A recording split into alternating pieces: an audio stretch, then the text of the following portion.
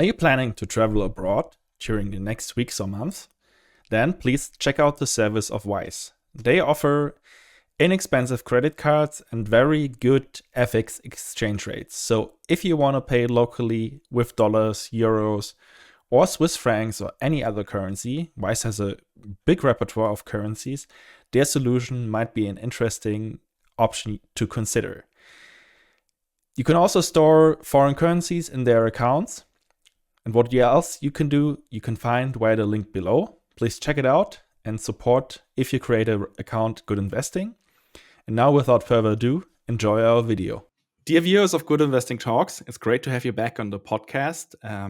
Today, I'm having another European company on, and Mr. Joachim Kuhn of va-Q-tec is here today.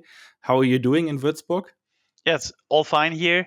Nice weather today, and we are looking forward to an exciting winter time.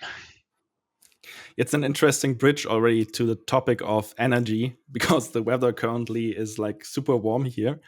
You might even see it at my glasses, which are where air condensates, and it's not the usual October in Europe. And this might also be a good thing because it saves us energy. And va-Q-tec as a company is a very interesting European company. That's why I invited you, because your mission is also to save energy.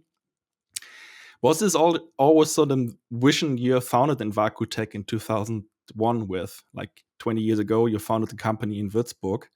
What has led you to it? At that time, back in the year 2001, we had the vision that the world needs more energy saving. And we produce and invented the vacuum insulation panel, which is a super insulating panel with 10 times better insulation, and it can save energy in so many applications. And this mission of the year 2001 still drives us today, and sometimes, unfortunately, it becomes every day more and more truth and valuable. What was the kind of setup you founded the company in? You came out of a research institution that is still founded by the Bavarian state. And is also there an advantage to be a founder in Würzburg, which isn't like the city many people know, but yeah.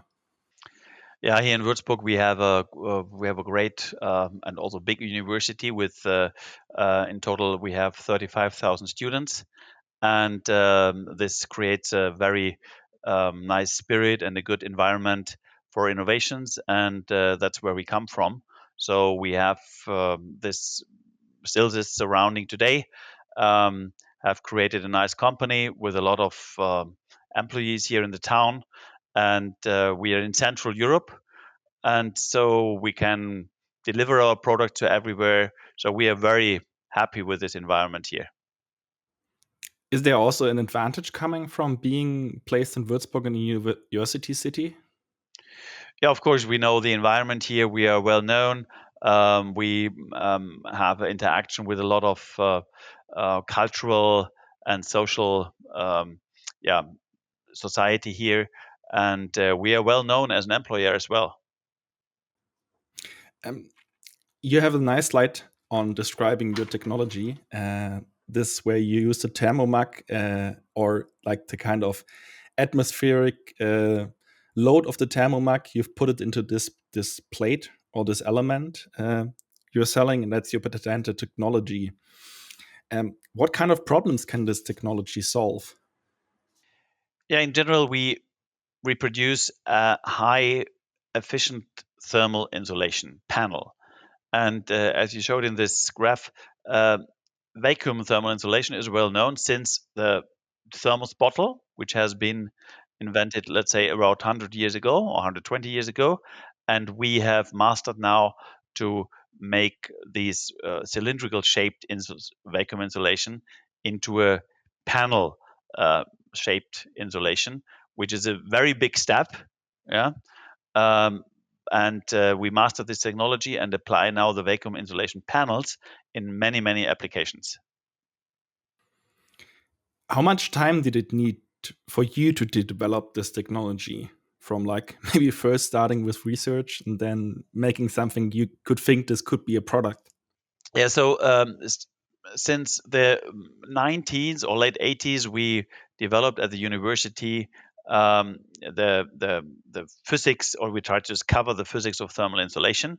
And while working on that, we of course discovered that uh, getting rid of the air in the insulation gives you another level of insulation. And from that innovation, we developed a production line. So we brought it into application, we produced it literally, and that we pioneered this type of innovation. How is your technology protected? Are there patents that you have that protect this technology? Yeah, the principle of vacuum insulation is not patentable, but we have a lot of patents around about various types of this technology, about how to produce it, how to check the quality, for example. So in total, our company masters about uh, 220, I think, patents and patent applications. Is there any risk that they will run out if they have been done in 2001, 2002? Uh, we have subsequently filed new patents and patent applications. So, of course, some will run out, others will come. Um, and by nature, a patent is only valid for about 20 years. If these patents run out, how hard it is for other companies to, yeah, build the same quality as you do? Yeah, you may never forget that the patent is not alone. We have a lot of knowledge around it. It's in the brains of our great team. It's in the it's in the company. So even if you can read a patent and if it runs out, many patents are not easily reproducible. So you're a founder and the owner operator, and you came out of university, and like universities are usually not the place where you learn business. It's more about research and writing papers. In the last 20 years, how did you develop the skills to be a business builder or a businessman? How did you make this transformation? So a little bit of learning by doing, I would say. Yeah? But I had already a strong foundation. I'm a physicist. Yeah, I did my PhD in physics, but I also studied business administration and also sports to some extent, and and all this flows together in a good basis, and the rest you can learn by doing. Um, Also today, uh, there's no university um, education, no masterclass how to be an entrepreneur, how to be a managing director. Yeah, you all these things have to be learned by doing. What was the hardest thing for you to get right as a businessman, and maybe where are you still struggling with like getting better? Yeah, you always can improve. You always can improve your leadership quality. You always can improve, of course, your knowledge and your skills. Uh, Only this week I had several meetings where I really learned a lot of new things from me, in business administration as well, um, in legal matters, for example, as well.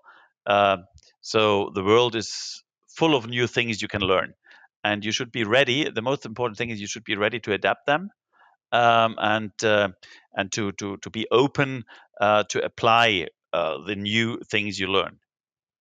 What drives you to go to work every morning and like not say okay, I sell my shares and I go and have a nice life?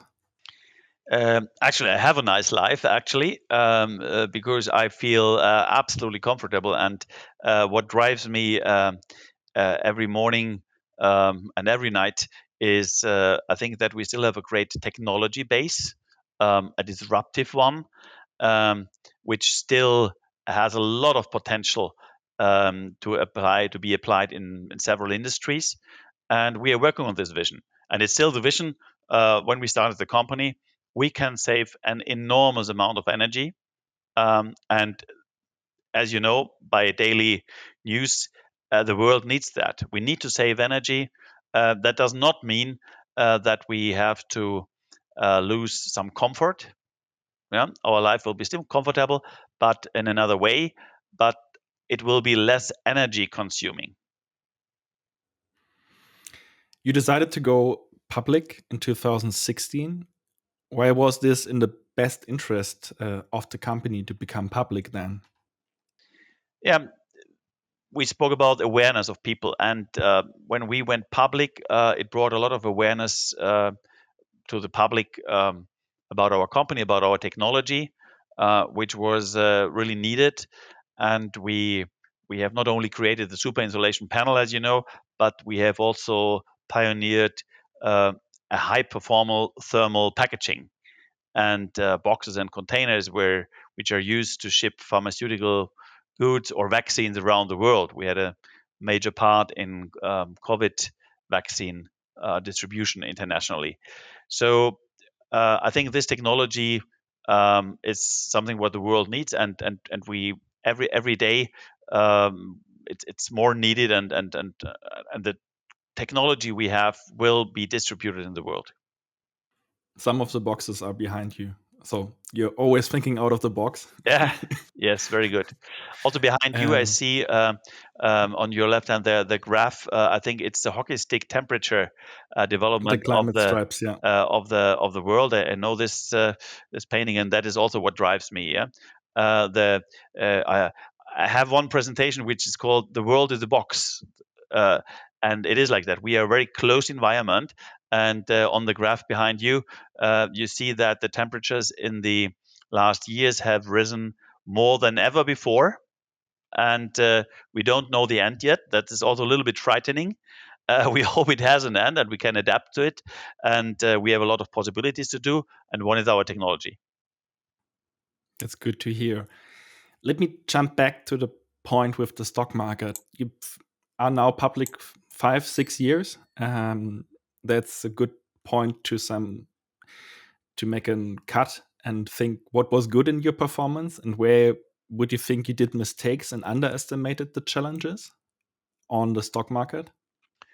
Of course, it's challenging, but I think we have done quite well. Sometimes we didn't succeed in educating the market as good as we should have done. Then that brought us yeah some let's say uh, yeah drawback.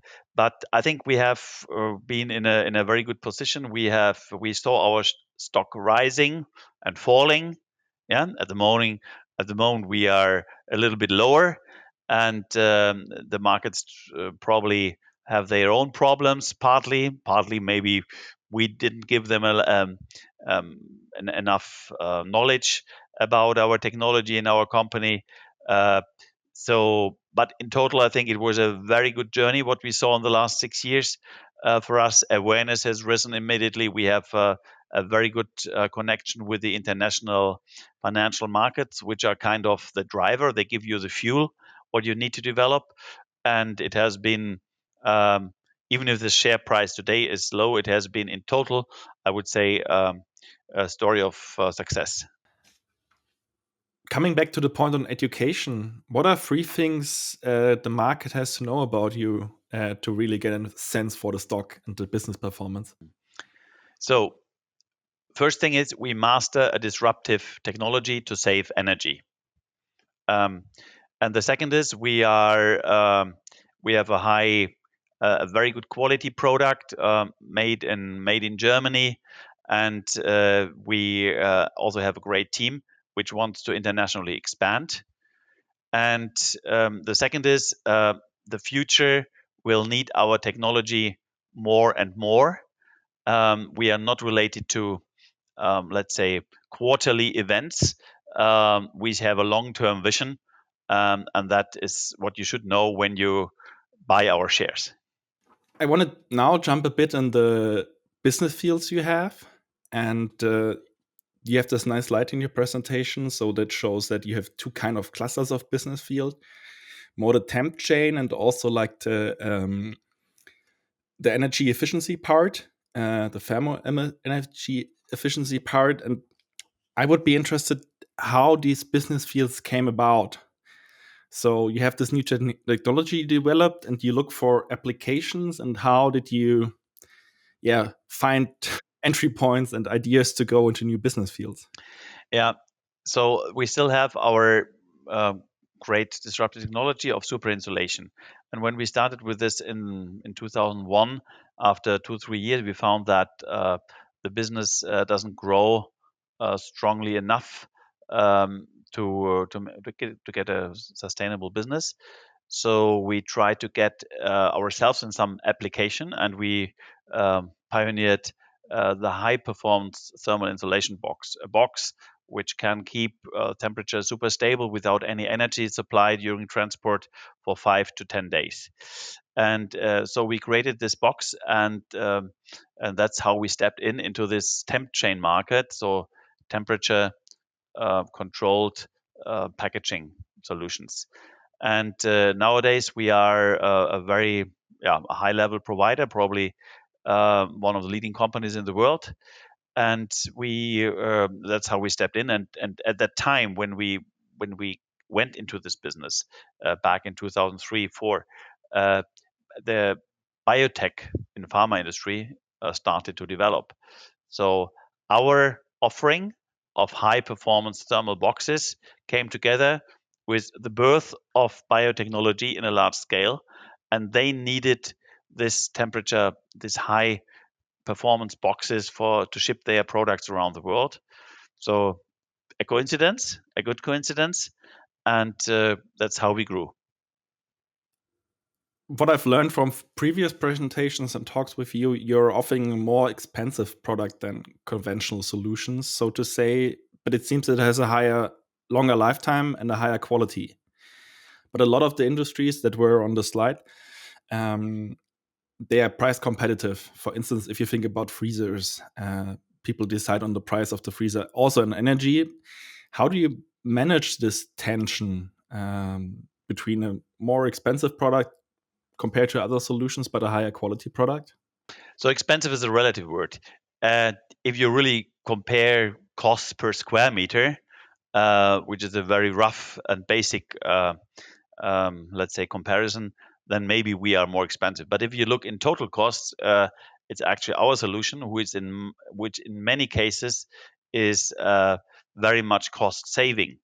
And this is exactly how we try to educate the market to really think about their total costs um, of energy consumption, of total ownership, um, including transport, including product losses, for example.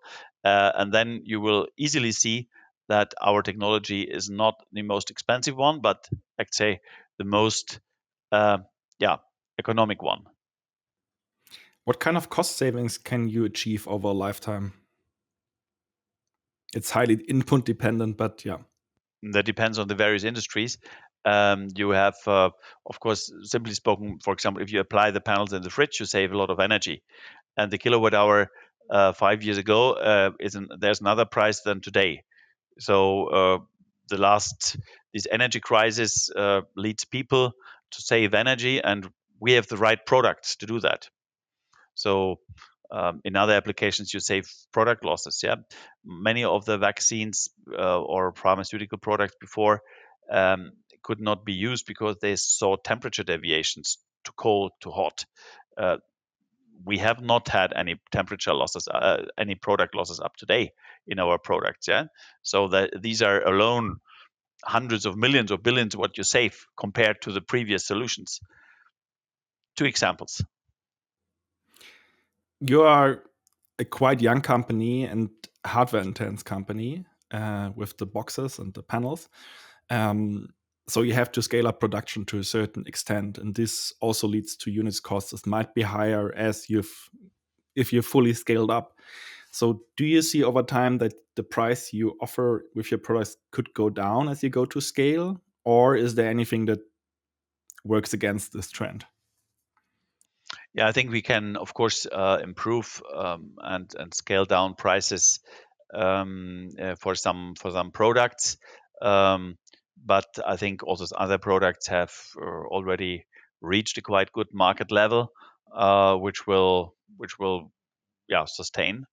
but in other areas we can definitely improve. That depends a little bit on the products where you apply the panels.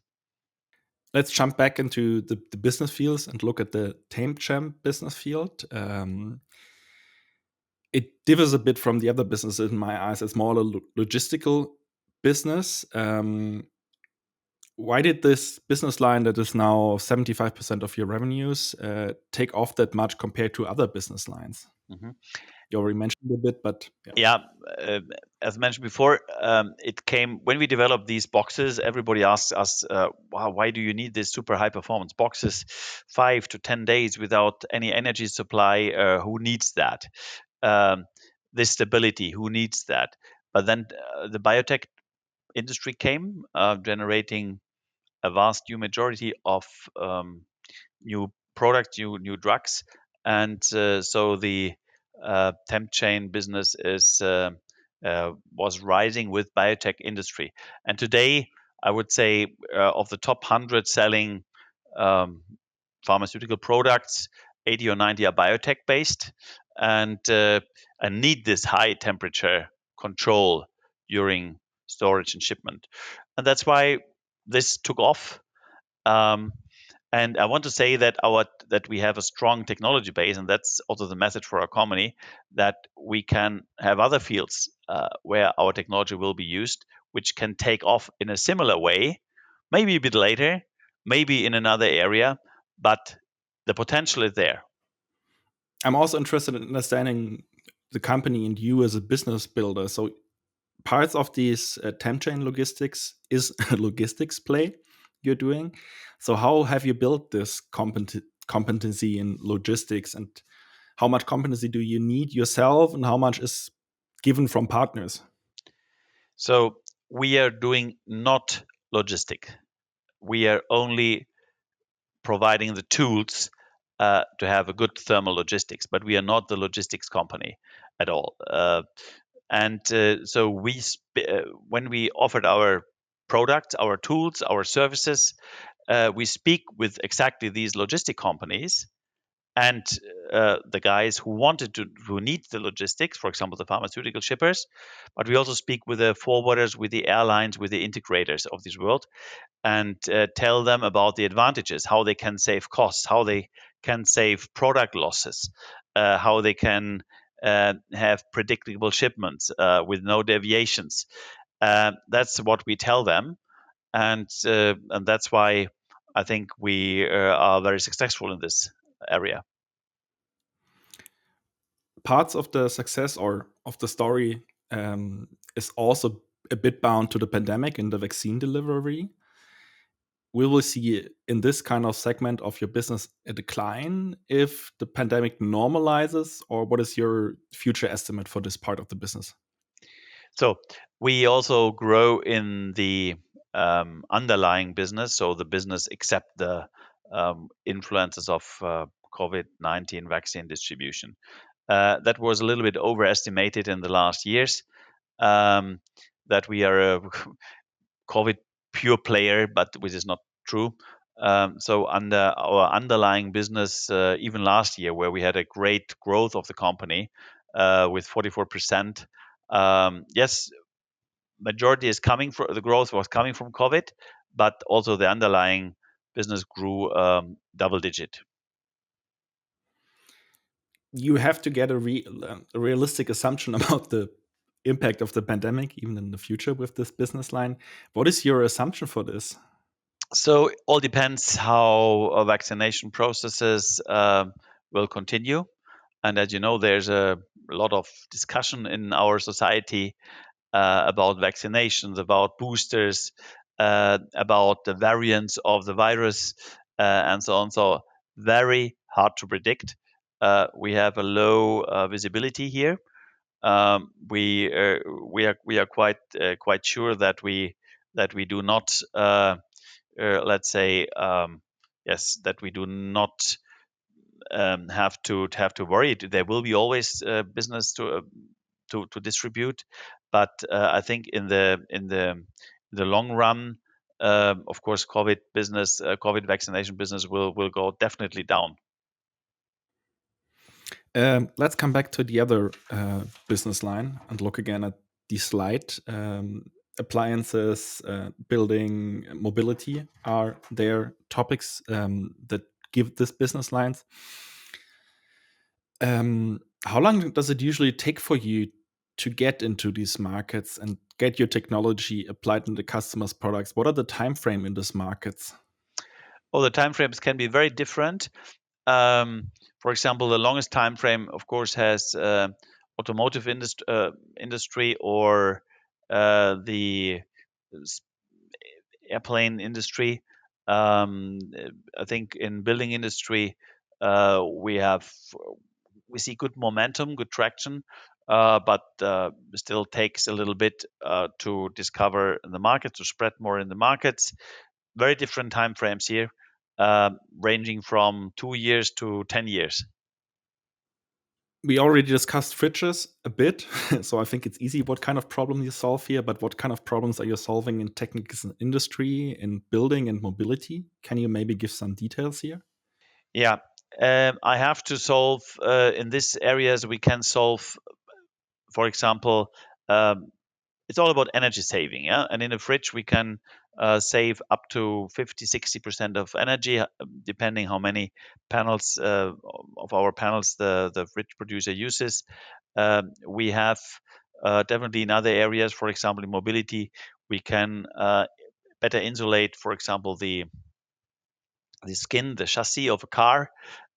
We can insulate batteries, um, leading to a much improved thermal management of these of the car or of its components. These are just some examples here. So in the car industry, it usually like they do their planning 5 years ahead for the production lines, or 3 to 5 years ahead, and so the uptake in your business will be seen also in this kind of time frames if their Yeah, or electronic mobility becomes more dominant. yeah, or longer. We don't know exactly, because the European car industry, who would be our first client, is now, let's say, still struggling with e-mobility. They have launched their first set of products. Now they are in a second phase where they improve these products, and maybe in the third phase, which will come in 5 years, they will definitely have a need an improved thermal management of the car of the and its components. And I think in this wave, maybe after 5 to 10 years, we will be in. How much testings and back and forth will you have with your customers when implementing the new panels to, for instance, the building sector, which is a quite conservative sector, for instance? Yeah, you can apply it at any time. We have already now all the approvals needed to be. It's a matter of approval here in the building sector. We have a lot of approvals needed. For example, we just recently got the approval of the Italian industry for their energy saving programs. We are already in a good shape. What we have to do here is to integrate our panels more in systems, and we have to wait a little bit until we have done the system approval. That is more done by the system providers, and that can take 1 2 years. Driven through the energy crisis, is there also like a higher demand that's coming to you, or is it more like that you have to build a sales organization for the different fields and really go do the hard underground work to promote your product and Yeah. get in touch with the customers? Yeah, definitely. So we need to build up the sales organization. It's not all done by ourselves. We need also sales partners or system partners who include our products in their systems and their sales process.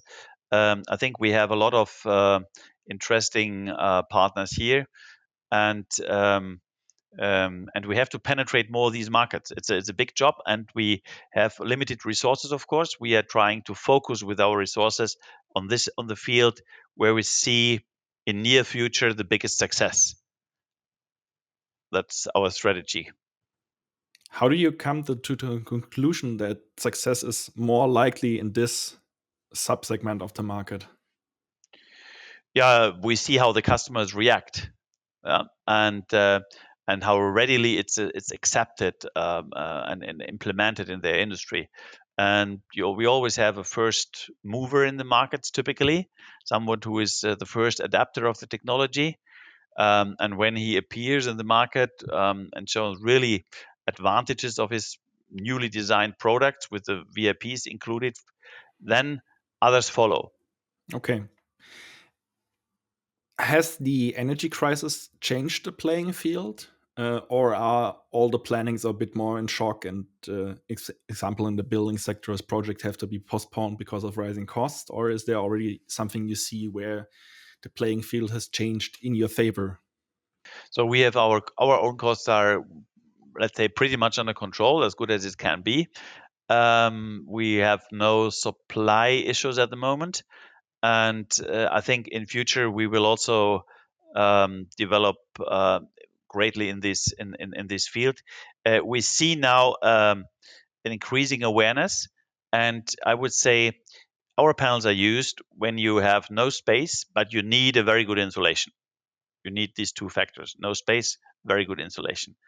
And of course, with the rising awareness, with the also with the regulations, um, with the new energy efficiency regulations, we are more and more in the focus. And in a typical building, it's only maybe 3 to 5% of the total area to be insulated, where we can apply our panels with these circumstances.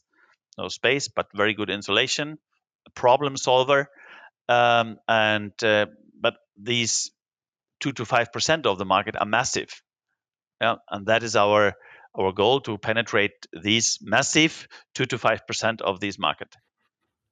What does it mean in terms of revenue? Massive? Yeah, it's definitely if you feel all this, literally these niches, the niche in the building sector is a multi-billion market. Okay, it sounds quite interesting and promising. Thinking about a bit of the for the end of our interview about the life cycle of the product, it's a bit of a rough question, but maybe you have some examples that come to mind. How much energy do you need to build a panel or a product, and how much can it save over a lifetime? Do you have any ratios for some use cases for this? Yeah, first of all, we are a carbon neutral company. All our products are produced in a carbon neutral way, still since 2021. And we are proud about that. And looking at the variety of our portfolio with more than 200, 300 products, boxes, panels, everything, I cannot give you a general answer here. But I would say in the lifetime of the application where we use our panels, the panel can save much more energy than it needed to produce it. Yeah. Also, our energy bill to produce the panels, of course, not including the raw materials, but our energy bill is maybe 1.5% of our overall turnover, and that also gives you imagination how energy saving our products are, also in production. Thinking again about the lifetime of the product, also across different use cases, how long is the lifetime? For example, the box behind you, how long can it last if it's in high intense use? And when should there be new purchases? Yeah, I think that depends also on the product. We have boxes or containers with a lifetime of 10 years easily, yeah, or even more. And we have boxes and containers which are also designed, and don't get me wrong, for a one-way use. Yeah, that doesn't mean that they are thrown away, but they are then one way, and then they are reused, for example, locally in another application. But we have all of that, and so our lifetime of our products, including boxes, panels, ranges from, let's say, 2 years up to 50 years. That's good to hear. For the end of our interview, I always give the chance for my guest to add something we haven't discussed. So, is there anything you want to add? Yeah, just want to emphasize again that we have a great technology basis to pioneer and revolutionize several more industries. We are now very well known for our temp chain business, providing tools for pharmaceutical and vaccine distributions. But I think many other sectors will come. We have the potential to revolutionize any type of TempChain Logistics. Yeah, it can also be in food industry. It can be in other industries, and we have also the possibility to revolutionize a lot of where you save thermal energy. 60% of our primary energy consumption in industrial countries is used today for thermal purposes. 60%. It's not mobility, it's not IT, it's not light, it's thermal. It's thermal properties where you use the most of the energy, and that is our playground. So there's a big field where we can play, and we are absolutely committed and dedicated to save a very much amount of thermal energy in the future. Sounds like an interesting story to follow. Thank you very much for your time, Mr. Kuhn, and thank you very much to the audience for staying till here. And bye-bye from my side. Thank you very much. Bye-bye. As in every video, also here is the disclaimer. You can find the link to the disclaimer below in the show notes.